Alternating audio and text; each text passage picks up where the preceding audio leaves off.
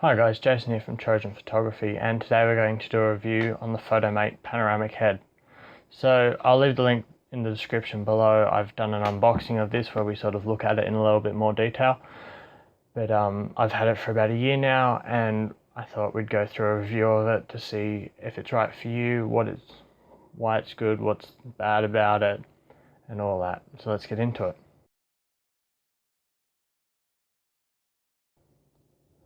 So the Photomate panoramic head sells on eBay and Amazon for about $150 to $200, and I'll have a link in the description below where you can click on it to buy it.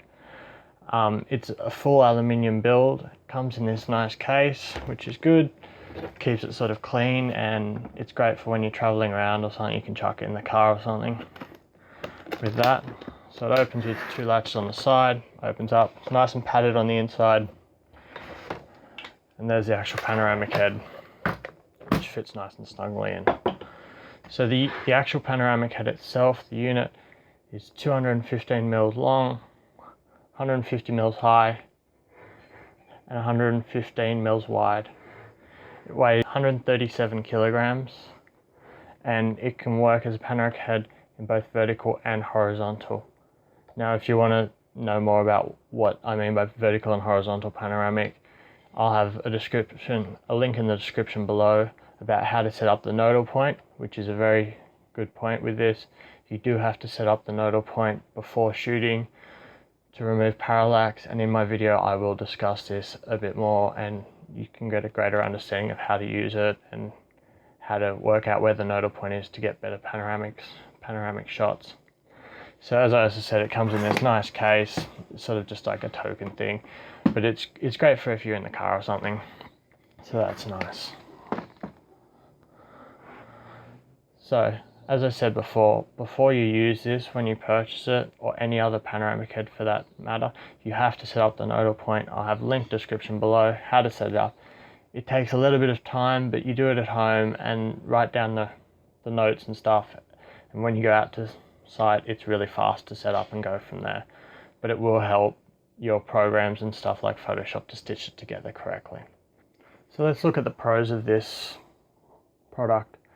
So first of all, it comes with quick release plates. So I'm going to turn this around for you and we can have a look.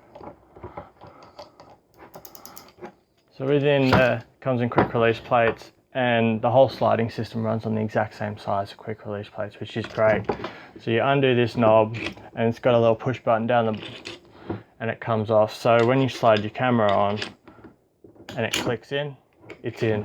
And it might slide around, but it's not going to fall off. So that's a great safety mechanism. You tie it down, it's tight. That's good. That's not a problem. So that is a really nice system, as opposed to some of them where you do have to screw your camera into the mounts while it's in place, which is a bit awkward. So the next thing is, it is really quick to set up. You undo this top screw, and it's all aluminium. All this stuff is aluminium. There's no plastic on this device, which is great. Adds a bit of weight, but it makes it really strong and reliable. So we put that in, and then that's it. That's set up. You're pretty much good to go from there. It's also very quick to adjust because, as I said, it's got the quick release plates.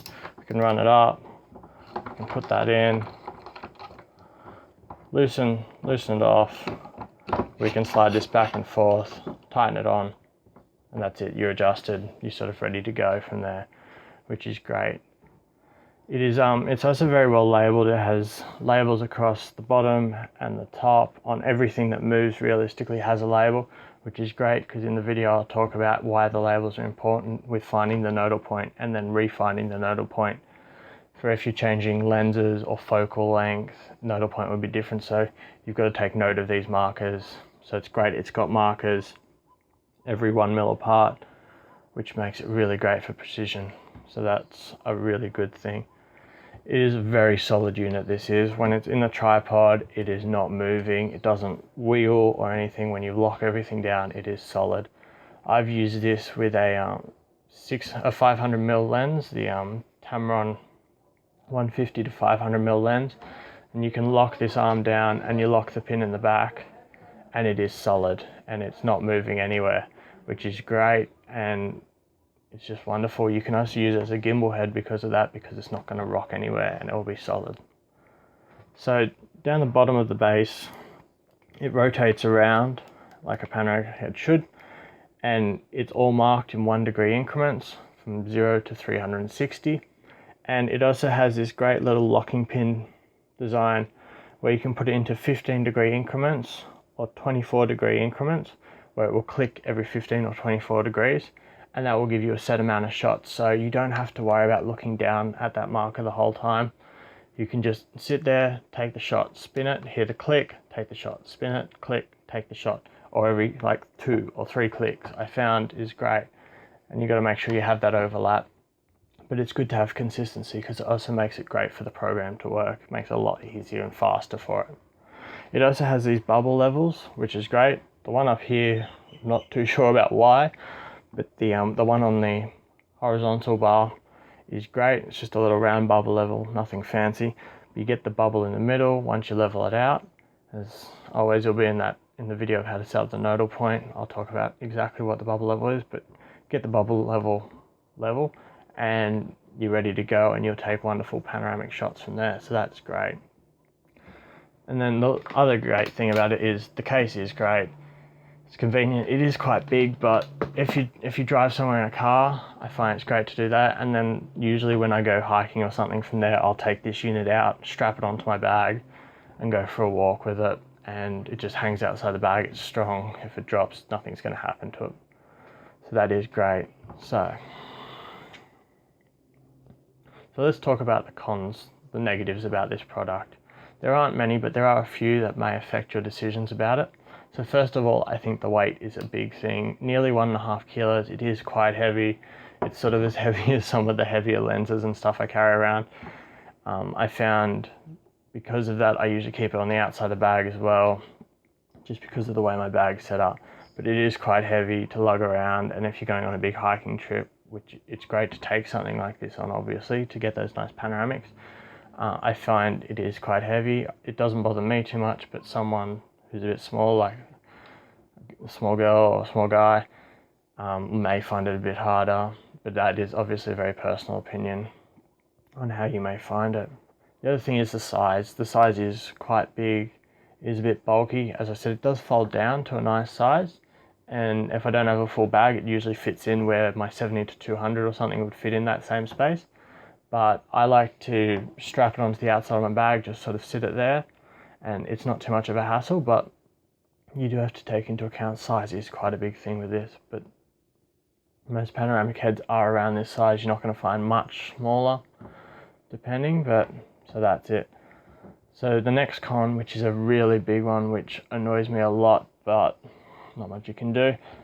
So the quick release plates are great. They're not Arca-Swiss compatible. They're just too big, and you'll find the plate won't fit into Arca-Swiss. An Arca-Swiss plate won't fit into here. It's too loose.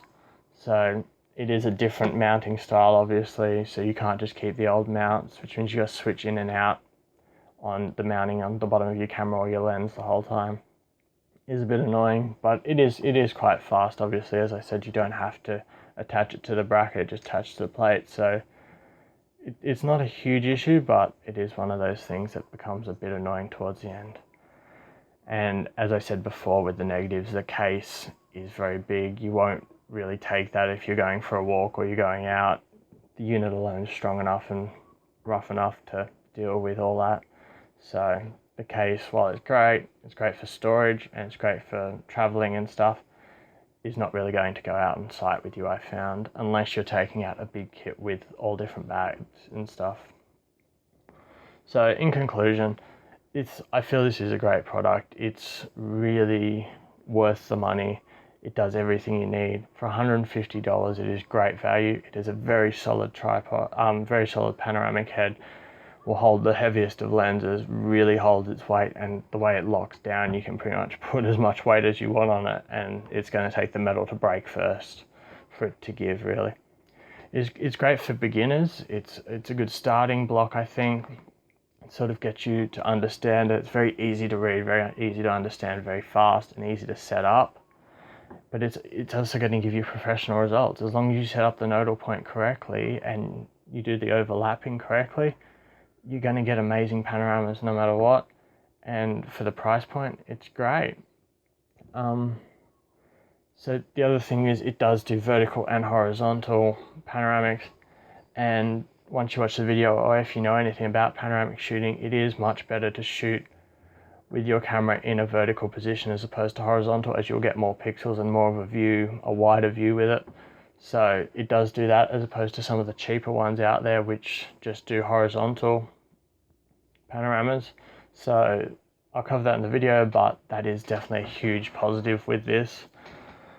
And yeah, so I feel it's a great product. If you have any questions, please put them in the comments below and I'm happy to answer them.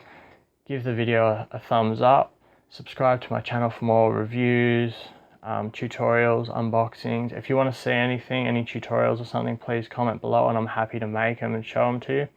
You can find me on my website and on Facebook, links are in the description below. And I'll lead you off with just a couple of pictures of what I've taken with this panoramic head and how great it is. So thanks guys.